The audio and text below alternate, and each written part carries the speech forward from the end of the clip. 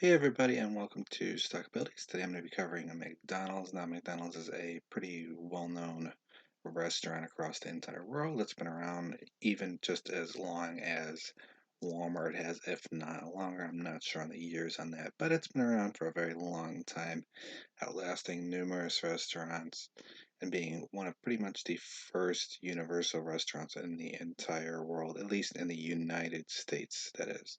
And it's been growing quite rapidly, but recently its earnings were kind of considered rough and kind of slow, but I feel it was just more of a seasonal slump.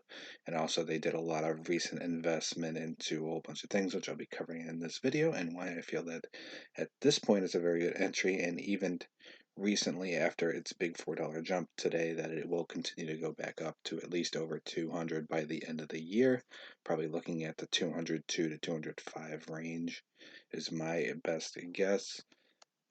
I go into some details here. It's the world's largest restaurant chain with 34,480 restaurants in 119 countries. That's even more countries expanded to than Walmart itself. And this is kind of an old dated article from a little while ago, so there's actually more restaurants out there now on today's date of 2019 in October, end of October here, coming up on Halloween. Going a little bit differently path here, a little bit of a different path here, is going to be covering KFC, Burger King, Subway. These are considered competitors. I don't really consider any of them anywhere close to that of McDonald's. Even Burger King's quality has been going rather downhill since they got acquired recently from a third party. KFC and a lot of those other ones are merged with the Yum company, which hasn't been doing so well itself. So it wasn't just McDonald's that took a slump, it was like the whole sector. So any dips in these kind of stocks is usually a good entry point, at least during this time of year. One of the other things to remember is that recent news where they kind of updated their drive-thrus cost them a lot of monies, which caused a lot of the dump on their stock as well recently. A lot of those funds came from somewhere and apparently got taken out on the stock as well as their overall earnings.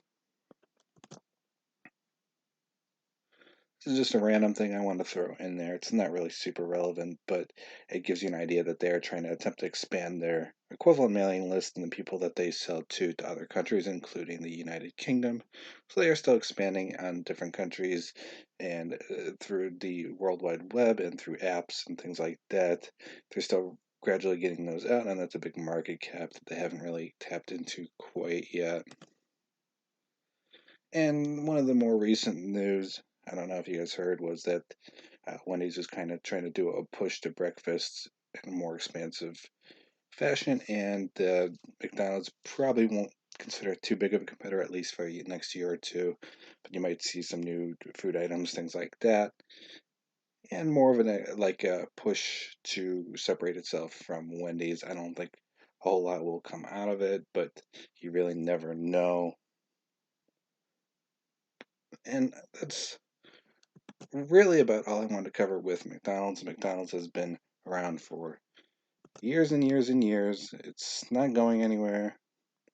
It's going to continue to expand. It's very low priced at even at this point.